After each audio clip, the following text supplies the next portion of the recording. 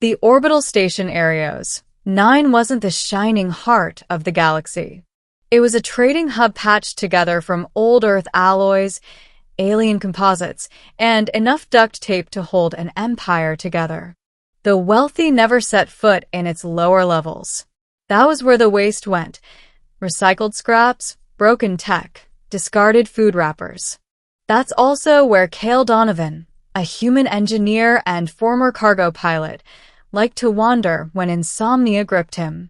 He told himself it was because he was hunting for spare parts no one else noticed, but the truth was that he couldn't stomach the station's pristine upper decks. Down here, things were raw, real, and desperate, and that's where he first saw her. A tiny alien girl, no older than 8 by human reckoning, crouched by a trash chute. Her skin was a pale lavender, thin and bruised.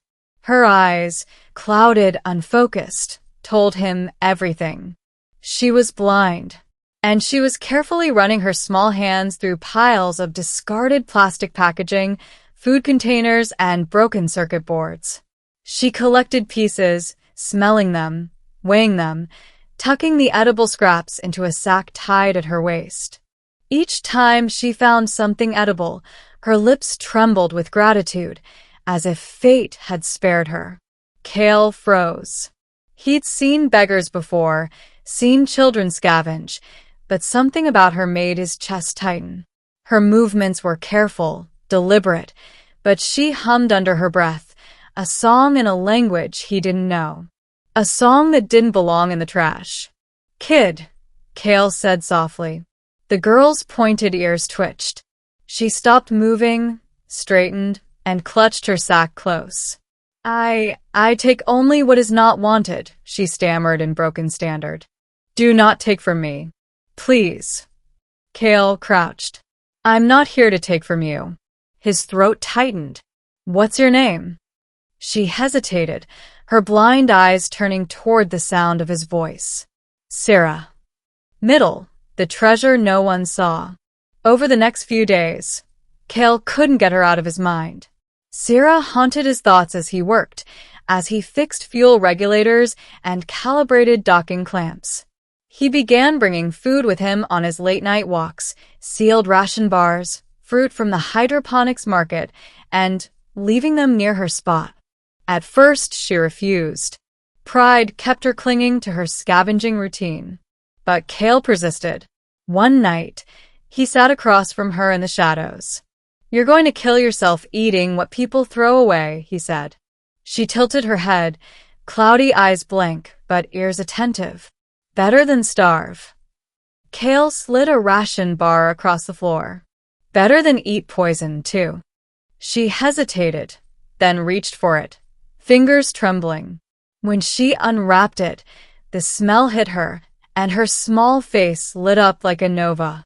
"Sweet," she whispered. "I did not know food could be sweet." Cale swallowed hard. "There's a lot you don't know yet." That became the start. He taught her the shapes of tools by letting her run her hands across them. He described the stars outside the viewports, painting them in words until she laughed, saying he made them sound like glowing rivers in the void. He learned her people, the Ilari, had been traders once, until war shattered their fleets. Refugees scattered across the galaxy. Sarah's parents had died in the riots when their transport was ambushed. She had wandered, blind and alone, ever since. "Why didn't anyone take you in?" Cale asked one evening. Sarah tilted her head, listening to the hum of a ventilation fan. "They see broken. They see waste. But you talk like I am still a person." Cale clenched his fists. He hated this galaxy, sometimes. Hated how easily it threw away the weak. "You're not waste," he said fiercely. He paused. He didn't know the right word.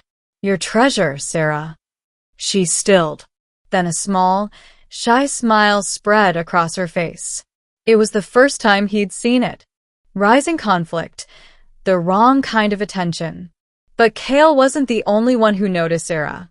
The Scrap Guild, A loose group of thugs who controlled the station's underlevels soon realized someone was feeding her. To them, that meant she was worth something. Not as a child, but as bait. Vulnerable, easy to use. One night, Kale found her corner empty. Panic set in. He tore through the lower levels until he heard her faint humming. It wasn't the happy tune she usually sang. It was scared, trembling. He rounded the corner to find two guild enforcers looming over her. One had a meaty hand on her shoulder. "She'll fetch a good price off station," the thug sneered. Blind or not, some buyers like exotic. Kale's blood turned to fire. "Let her go." His voice carried the weight of a soldier who'd once flown combat missions over Europa. The thugs laughed until Kale moved. Years of training surged back. In 3 swift motions, he broke one man's nose, dislocated the other's arm, and pulled Syrah into his arms. "You touch her again," he growled, "and you'll be eating through a tube for the rest of your miserable life." Turning point, a new vision. After that, Kale knew leaving her in the underlevels wasn't an option. He brought her to his quarters. The first night, she sat stiffly on the edge of his bunk, clutching her sack of scraps. "You can relax," Kale said gently. "No one's going to take your food here." Slowly, she set the sack down. "Why?" she asked. "Why do this?" Kale thought about it. "Because when I look at you, I don't see a burden. I see a kid who deserves a chance." Her cloudy eyes shimmered. She reached out, fumbling, until her hand brushed his. Then, maybe I am not broken. That was the moment Kale decided he'd do anything to protect her. He began searching for options. And one day, hope arrived in the form of a visiting Terran medical ship. They had specialists in ocular implants, designed to restore sight even in alien physiologies. The cost was astronomical. Kale's savings weren't even close. He considered giving up until he looked at Syrah, humming softly as she traced the patterns on his old flight badge. She deserved more than darkness. So Kale sold everything he owned, his workshop tools, his ship parts, even the medals he'd kept from his service. He bartered, begged, and called in every favor. Finally, the day came. Climax. The first sight. Syrah sat on the medical cot, trembling. "What if it hurts?" she whispered. Kale knelt beside her, gripping her small hand. "Then I'll be right here until it stops." The surgeons worked. Hours passed. Kale never left her side. When the bandages came off, Syrah gasped. At first, her eyes fluttered and used to light. Then slowly they focused. She blinked, staring at the sterile room, then at Kale. Her jaw dropped. Tears welled. "You," her voice cracked. "You are real. I can see you." Kale smiled, though his throat ached. "Told you I wasn't a ghost." Syrah's arms shot around his neck. She buried her face in his chest and sobbed. For the first time, she wasn't fumbling in darkness. For the first time, she saw the man who had believed in her. Ending. A treasure shared. News of a surgery spread. People on Arios 9 began to notice the little blind girl who was blind no more, walking hand in hand with a human who had given everything for her. Where once they ignored her, now they greeted her. Where once she scavenged, now she studied, hungry for knowledge. But Syrah never forgot. She still hummed her little songs.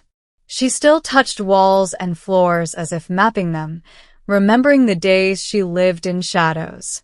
One evening, as they stood at the viewport, watching the stars drift by, she tugged Kale's sleeve.